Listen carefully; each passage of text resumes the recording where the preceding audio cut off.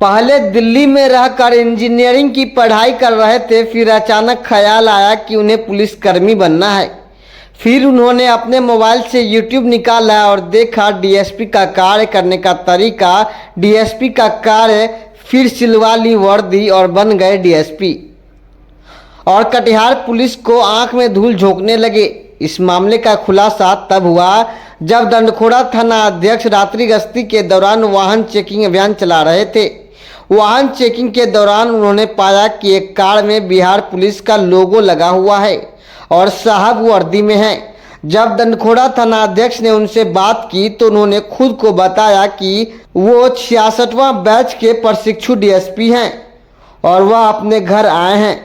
लेकिन जैसे ही दंडखोड़ा थाना अध्यक्ष को शक हुआ तो उन्होंने इसकी पड़ताल शुरू कर दी।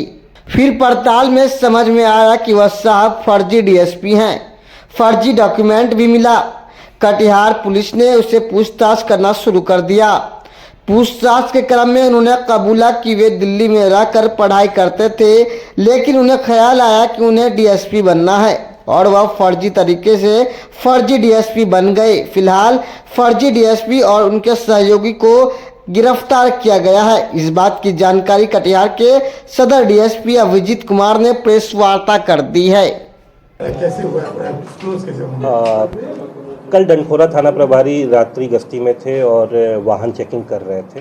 पूर्व में भी हम लोग को ऐसी सूचनाएं मिल रही थी कि कोई व्यक्ति के द्वारा प्रशिक्षु डीएसपी बन के थानों को और सीनियर पदाधिकारियों को पैरवी करने के लिए फ़ोन किया जाता है। ये बात हम लोग की नॉलेज में थी। जब डंडखोरा थाना प्रभारी ने गाड़ियों को चेक कर रहे थे तो इनकी गाड़ी को जब रोका, इस पर पुलिस का निशान लगा बना हुआ था और उसमें वर्दी में एक व्यक्ति बैठे हुए थे। जब इनको रोका और उनसे पूछताछ की तो डंडखोरा थाना प्रभारी को शक हुआ। डंडखोरा थाना प्रभारी ने जब इनका नाम पता सब कुछ पूछना शुरू किया तो इन्होंने बताया कि मैं 66वीं बैच का बिहार पुलिस सर्विसेज का प्रशिक्षु डीएसपी हूँ। मेरी ट्रेनिंग में ज़िला मुझको मोतिहारी मिला हुआ है और मैं घर आया हुआ हूँ। इस पे थोड़ा सा इनको डंडखोरा थाना प्रभारी को शक हुआ कि छुट्टी के समय में वर्दी पहन के क्यों कोई प्रशिक्षु डीएसपी मिलेगा। तो 66वीं बैच की एक प्रशिक्षु डीएसपी हम लोगों के यहाँ पे हम लोग के ज़िला में प्रतिनियुक्त है। उनसे जब इनके नाम का बारे में जानकारी प्राप्त की गई तो पता चला कि इस नाम का कोई भी व्यक्ति ट्रेनिंग नहीं ले रहा है। फिर इनको थाना पे लाके और जांच किया गया तो इनके पास से टूटी फूटी इंग्लिश में बनाई हुई आई कार्ड मिला, जो कि फेक बनाया गया था। वैसा बिहार पुलिस सर्विसेज से किसी भी ऑफिसर को वैसा आईडी कार्ड निर्गत नहीं किया जाता है। जब हम लोगों ने थोड़ी कड़ाई से पूछताछ की तो उन्होंने एक्सेप्ट किया कि नवंबर 2023 में ये दिल्ली में रहते थे और इंजीनियरिंग की तैयारी कर रहे थे। इंजीनियरिंग में एडमिशन लेने के लिए उस समय इनके दिमाग में पुलिस बनने का विचार ख्याल में आया और फिर हम लोगों ने जैसा चेक भी किया इनके मोबाइल में। उसके बाद इन्होंने यूट्यूब पे पुलिस के क्या काम होते हैं, डीएसपी को कैसे रैंक होता है, क्या इंसिग्निया मिलता है, इनका पूरा उसने सर्च मारा और फिर वर्दी बनाई और फिर ये वर्दी पहनना शुरू कर दिए और पूरे परिवार में इन्होंने बता दिया कि मैं डीएसपी बन गया हूँ। फिर धीमे धीमे कुछ लोगों के संपर्क में आया, जिसमें से एक व्यक्ति मोहिरुद्दीन भी साथ में अरेस्ट हुए हैं, जिन्होंने अपनी गाड़ी में पुलिस ने लगाया था। उनके संपर्क में आने के बाद इन्होंने पैरवी करना शुरू किया और बहुत सारे ओरिजिनल डीड भी ज़मीन के बरामद हुए हैं। उसके बारे में जब पूछताछ किया गया तो ये अपना प्रभाव दिखा के सीईओ और बीडीओ के कार्यालय में भी जाते थे और वहाँ से भी कुछ गलत सलत काम कराने के लिए पैरवी करते थे और म्यूटेशन और ये सब चीज़ें कराया करते थे।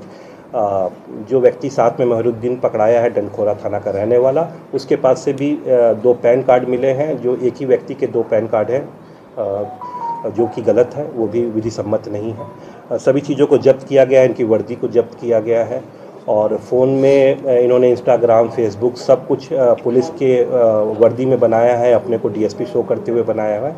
तो सुसंगत धाराओं में हम लोग एफआईआर करके अब न्यायिक अभिरक्षा में मकसद क्या था? ठगी हुई? मकसद ये था कि पहले तो इन्होंने अपने परिवार में अपना प्रभाव दिखाने के लिए ये चालू किया कि मैं डीएसपी बन गया हूँ।